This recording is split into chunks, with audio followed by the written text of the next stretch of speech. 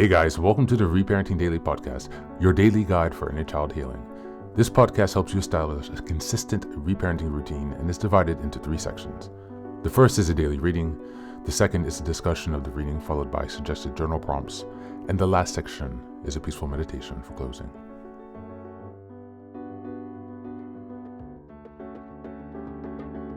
Good morning, good afternoon, and good evening from whenever and wherever you're joining us today. I'm so glad that you're here as we continue on this journey of self-expansion and growth. If this is your first time, welcome. Before we dive in, a few quick reminders. Please like, share, and subscribe to this podcast on Apple Podcasts, Spotify, and YouTube. Your support here helps us spread the word, allowing us to continue to grow this community. Next, I'd like to introduce our Patreon group, where we have 3 weekly meetings. On Sunday, we have a meditation meeting. On Tuesdays, we have a book club meeting. And on Thursdays, we have open topic discussions. These meetings take place at 6 p.m. Eastern European time, so this is Paris, Amsterdam time. I'm also thrilled to introduce the Reparenting Daily Journal, which you can find on Amazon. This journal follows the exact theme of the podcast, so each week and each monthly theme and sub-theme, it provides you space to keep your notes and plenty of extra resources for each topic we discuss. It's a really great tool, and if you purchase it, you can join our 3 weekly meetings for free. Just send me an email and we'll get you linked into that. Next, I'd like to announce another creative project I've had, which is a 3-volume series entitled Fairy Tales for Reparenting. Now, you might think, yeah, we're a bit old, fairy tales are a bit fluffy, so why fairy tales exactly? In my own personal work and research and reading into the work of Carl Jung and Marie-Louise von Franz, and just a lot of other types of reading and spiritual readings that I've done, has kind of led me to this journal to rediscover the magic of fairy tales. So I've created this 3-volume series that progresses along the hero's journey from beginning to middle to end. All of the fairy tales there correspond to that point of your journey. At the end of each story, you will have journal reflections and also space to keep your notes for things that you've learned. While returning to fairy tales might seem childish, foolish, or immature, there's actually a lot of value buried there, not to mention the ability to connect with your inner child. These books are filled with fairy tales that you might know, and also some from around the world that might be new for you. So you can look forward to something exciting and a new way to connect with your inner child and to work on your inner child healing if you like. All of these books are available on Amazon, so go ahead and take a look to support this project. Your help here really means a lot. Reparenting is a journey of growth, iterative change, and continuous improvement. Much like nurturing the bonsai tree, it requires patience, care, consistency, and attention. Thanks for being here and for supporting this work, and also for committing on your journey of self-expansion. Now, without further ado, let's dive into today's practice. Today's reading is again from the article from yesterday, How to Feel More Pride from Psych, Know Yourself. This is a reminder, we're in June, and the theme is the Cultivating Self-Worth and Self-Love, and we're in week 4, June 22nd until the 30th, and the theme for this week is Celebrating Your Uniqueness. So we're going to be picking up from where we left off. Let's see. We come down a bit. Let's see. Pride is important to mental well-being.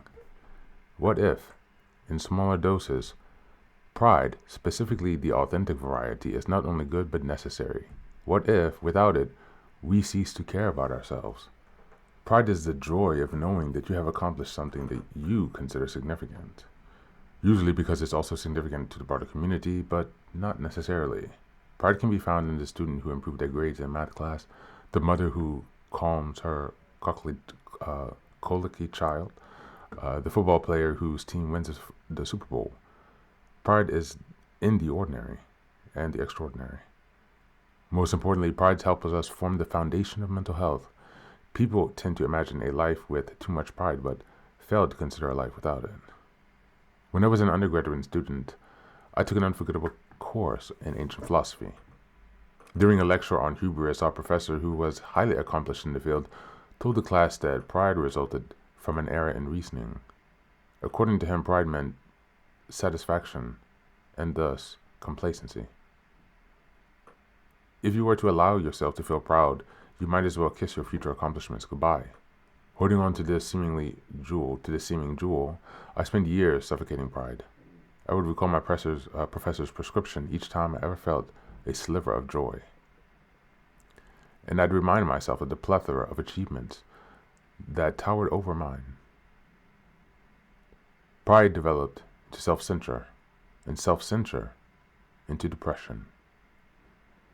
Indeed, an inability to feel proud of oneself is linked with several clinical disorders. Major depressive disorder entails a sense of emptiness and an inability to feel joy in any particular accomplishment. People with borderline personality disorder, which involves black and white thinking, an unstable sense of identity, and chronic problems with emotional regulation, will typically perceive themselves as wholly bad or worthless. They would tend to explain away their achievements, either negating them altogether or attributing them solely to circumstances.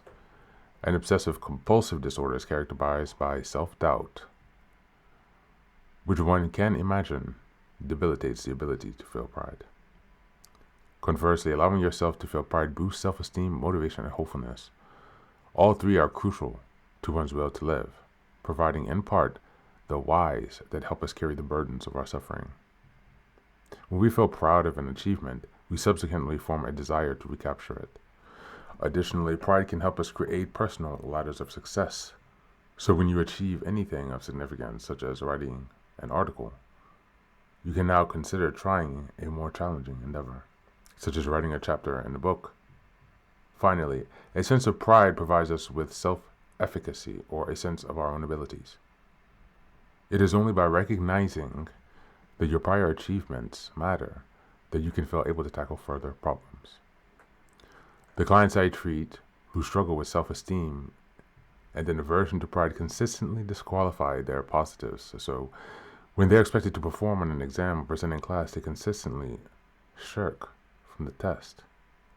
When I encourage them to challenge the reasons why they prohibit themselves from feeling pride, I've seen how they slowly begin to see the tests and hurdles as more manageable and surmountable than before. In the following section, I will help you explore your personal barriers to pride and give you the tools to help you feel it and benefit more from it often.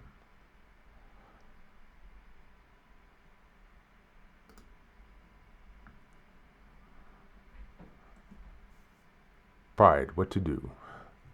Challenge your unhelpful beliefs and assumptions. The first step to feeling more pride is to challenge some of the unhelpful beliefs and assumptions you might be holding on to about it. One way how my clients do this is by having them ask themselves a series of questions related to pride, and then talking through the answers with them. Here are a few questions I ask, and some of the prompts I use in the discussion. I feel satisfied and proud. Won't it snap my motivation? I will just skip these sections and read the questions that he poses here, so you can check out the article for these other parts that go into more detail. The second, won't feeling pride make me a bad person or narcissistic? Third, did I dismiss a personal achievement because I didn't see it as being as good as another?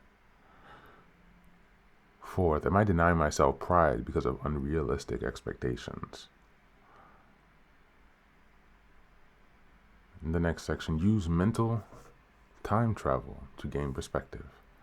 Having challenged some of your unhelpful thoughts and beliefs about pride and success, here are specific exercises to help you better appreciate your achievements.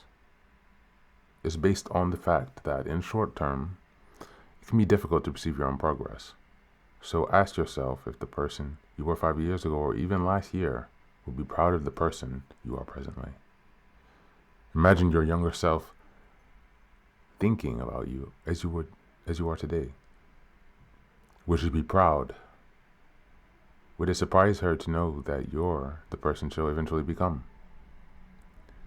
Could she have imagined that she would achieve everything you have?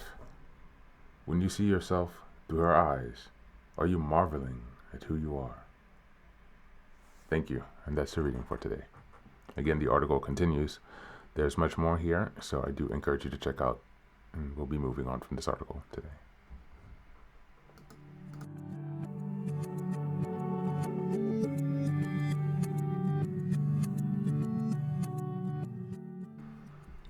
Welcome back. This reading offers a vital expansion on the theme of celebrating your uniqueness. You see, by connecting it to the emotional necessity of authentic pride, which many of us might have grown up believing as a sin or wrong or just felt guilty for having. In the context of reparenting and knowing many of us grew up believing that pride was sinful, narcissistic, or dangerous, a belief that was reinforced by caregivers who punish self-expression and minimize accomplishments. As a result, we internalize the idea that we must earn our self-worth through perfection, often disqualifying our progress and accomplishments along the way.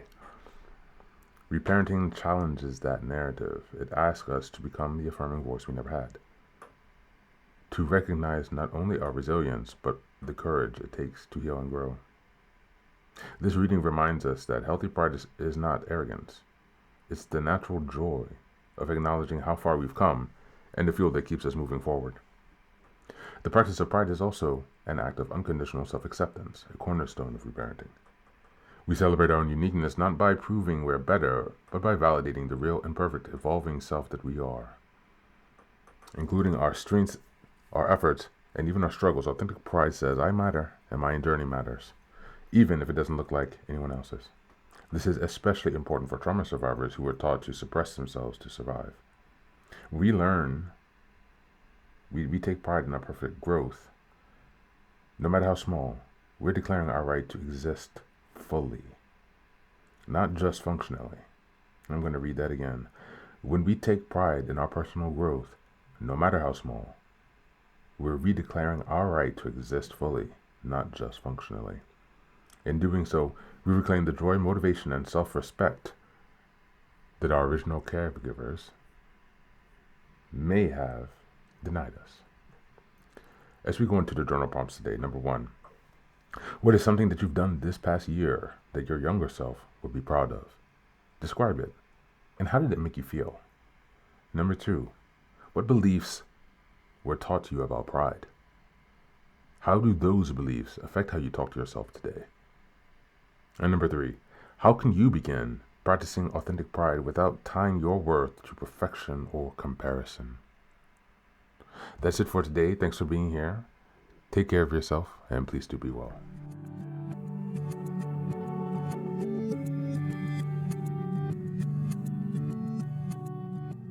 Welcome back, welcome back. Now, this is the third and final section of the daily podcast. This is your silent meditation.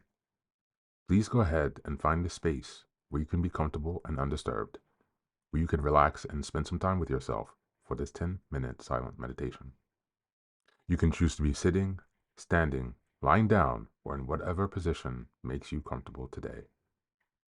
Take a moment to simply be with yourself. Focus on your breath and gently connect with each part of your body. If thoughts arise, don't let them overwhelm you. Just observe them without attachment. Imagine them as leaves drifting down atop a river, passing by without needing your engagement.